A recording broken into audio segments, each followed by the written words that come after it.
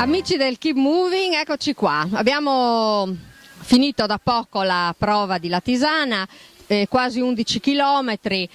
Come avevo detto l'altra volta, oggi si è sentito il caldo, quindi è stata proprio faticosa per quello, il percorso senza problemi, tutto completamente in pianura, 2 giri lungo l'argine del tagliamento, però il caldo veramente ci ha messo alla prova.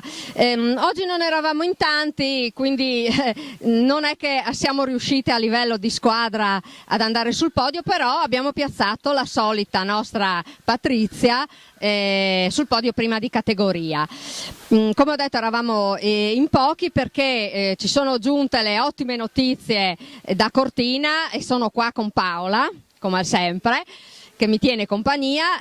Insomma, le notizie da Cortina sono state strepitose. I nostri valorosi chippini erano un gruppo molto numeroso, sono una trentina erano, che sono partiti, si sono comportati benissimo, sono arrivati tutti, solamente 2 insomma si sono fermati, ma a livello di gruppo veramente abbiamo fatto la nostra figura.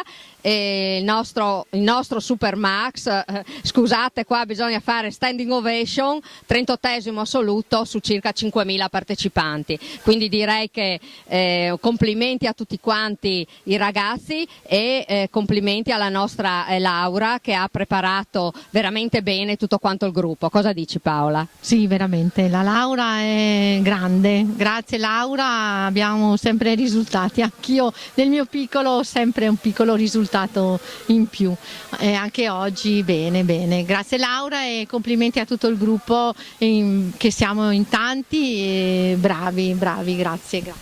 Ecco, quindi come ha detto Paola, oggi insomma eravamo in pochi, però comunque è stata una bella corsa e soprattutto ci siamo divertiti. Per questo weekend non c'erano altre cose, ed era già abbastanza, perché la Cortina d'Obbiaco è stato un grande impegno per il nostro gruppo.